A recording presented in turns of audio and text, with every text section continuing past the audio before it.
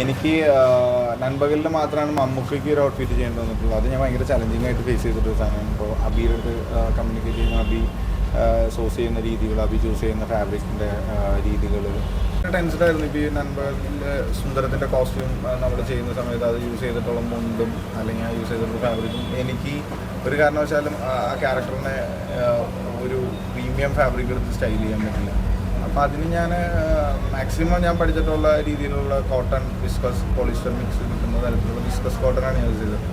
അത് ഏകദേശം polyester finishing ആണ് അതിന് വന്നത്, ബട്ട് കോട്ടൺ തന്നെയാണത്.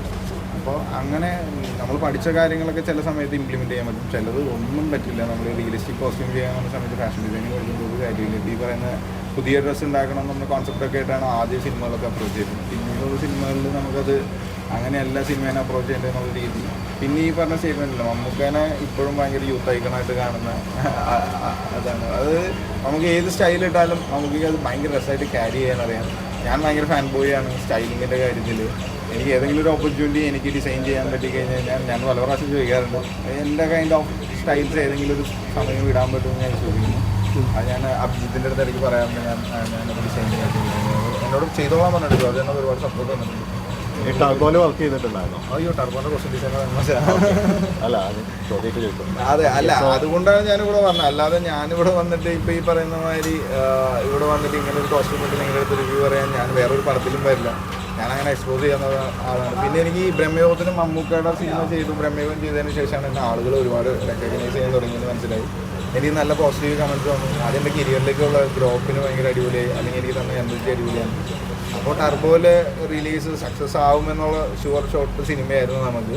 അപ്പോൾ അത് സക്സസ് സെലിബ്രേറ്റ് ചെയ്യാൻ വരുമ്പോൾ ഈവൻ ഞാൻ എന്താണോ അതെനിക്ക് ഷോക്കേസ് ചെയ്ത് ഇനി മുന്നോട്ട് ചെയ്യണമെന്നുണ്ട്. അല്ലെങ്കിൽ ഞാൻ പറഞ്ഞില്ലേ, റെസ്ട്രിക്റ്റഡ് ആയിട്ട് സ്റ്റൈൽ ചെയ്ത് നടക്കുന്നതിനപ്പുറത്തേക്ക് എനിക്ക് അതിനൊരു ഫ്രീഡം കിട്ടിയിട്ടുള്ളത്. ഓക്കെ, ടർബോയിലേക്ക് ജോയിൻ ചെയ്യുമ്പോൾ എന്തായിരുന്നു വൈശാഖേണ്ട ഡയറക്ടറുടെ ആ ഭാഗത്തു നിന്നുള്ളൊരു? ഇനി ഈ പറഞ്ഞാൽ ഞാൻ ടർബോയിൽ വരുമ്പോൾ സമയത്ത് എൻ്റെ സ്റ്റേറ്റ്മെൻറ്റ് ഓഫ് സ്റ്റൈൽസ് ഞാനൊരു 3 മാസത്തോളം ഒരു ബ്ലാക്ക് ആൻഡ് ഗോൾഡ് ഡിസൈൻസിന് അതൊരു മുണ്ട് ഷർട്ടും അത് മാത്രമായിരുന്നു ഞാൻ വേറെ ഉള്ളായിരുന്നു. നമ്മൾ കാണുമ്പോൾ തന്നെ ഒരു സ്റ്റേറ്റ്മെൻറ്റ് ഉണ്ടാവുമല്ലോ, കൊള്ളാം.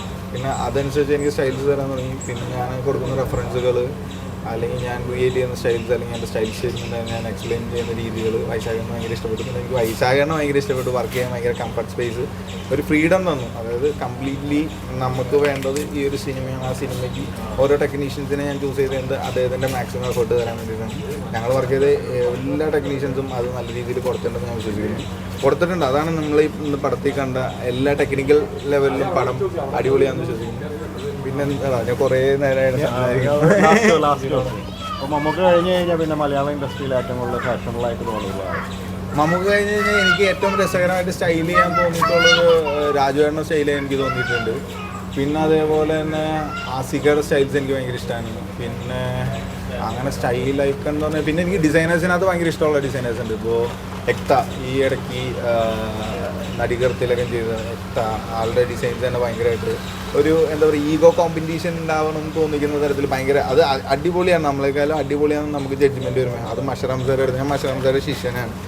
ഞാൻ മഷറിക്കാരോടെയാണ് കരിയറൊക്കെ സ്റ്റാർട്ട് ചെയ്യുന്നത്. പിന്നെ സോണിയ എന്ന് പറയുന്ന സ്റ്റൈലിസ്റ്റ് ഉണ്ട്, അവർ തന്നെ ഭയങ്കര ഇൻസ്പയർ. പിന്നെ ലീഡിങ് ഞാൻ പ്രവീൺ വർമ്മ എന്ന് പറയുന്ന സാറിൻ്റെ സിനിമകളിൽ ഭയങ്കര അഡിക്ഷനാണ്. പ്രത്യേകിച്ച് മറ്റേ ഡബിൾ ബാരലിൽ കൊടുക്കുന്ന കോസ്റ്റ്യൂംസും സ്റ്റേറ്റ്മെൻറ്റും ആ കാലത്ത് ഇരുന്ന് കാണുമ്പോൾ നമ്മളിത് ആരാടാ എന്ന് ചിന്തിച്ചിട്ടുണ്ട്. അപ്പോൾ അങ്ങനെ കുറച്ച് ഇപ്പോൾ സമീറത്ത, ദിവ്യജി, സ്റ്റെഫി അങ്ങനെ ഭയങ്കര ഇൻസ്പയറിംഗ് ആയിട്ടുള്ള കുറേ സ്റ്റൈൽസ് ഉണ്ട്. ആർട്ടിസ്റ്റിൻ്റെ കാര്യത്തിൽ ഇവരൊക്കെ ആണെങ്കിൽ സ്റ്റൈൽ ചെയ്താൽ പിന്നെ ഷെയ്നെ അർജുനെയും സ്റ്റൈൽ ചെയ്യാൻ എനിക്ക് ഭയങ്കര ഇഷ്ടമാണ്. ഷെയ്ന് ഭയങ്കര ഹൈറ്റും കാര്യങ്ങളൊക്കെ ഉള്ളതുകൊണ്ട് ഭയങ്കര ഇഷ്ടമാണ്. പിന്നെ ഇപ്പം നമ്മളിപ്പോൾ വർക്ക് ചെയ്തൊരു പടമുണ്ട് രഞ്ജിത്ത് എന്ന് പറഞ്ഞാൽ, അവനൊക്കെ സ്റ്റൈൽ ചെയ്ത് കഴിഞ്ഞാൽ ഭയങ്കര രസം. നമ്മൾ സംസാരിക്കുന്നുണ്ട് ഫ്യൂച്ചറിലേക്ക്. ഞാൻ ഇപ്പോൾ എനിക്ക് ഇച്ചിരി കൂടി കോൺഫിഡൻസ് ആയി.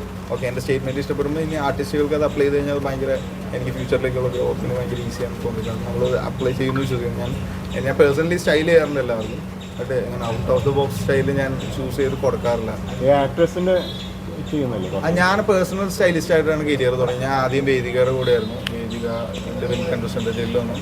പിന്നെ അമലാജിയുടെ കൂടെ, അത് സോണിയ എന്ന് പറഞ്ഞ സ്റ്റൈലിസ്റ്റിൻ്റെ കൂടെ വന്നത്. പിന്നെ ഞാൻ പേഴ്സണലി ചെയ്താണ് നമിത പ്രമോദിൻ്റെ സ്റ്റൈലിസ്റ്റ് ആയിരുന്നു കുറച്ച് നാളും, ശൃന്ദേച്ചിയുടെ സ്റ്റൈലിസ്റ്റ് ആയിരുന്നു. പിന്നെ ഞാൻ എൻ്റെ കരിയറിൻ്റെ സ്റ്റാർട്ടിങ്ങിലൊക്കെ Simbu sir, Lawrence sir, Vishal ഇവരുടെയൊക്കെ കൂടെ എൻ്റെ മാമിൻ്റെ കൂടെ സ്റ്റൈലിങ്ങിന് അസിസ്റ്റ് ചെയ്തിട്ടുണ്ട്.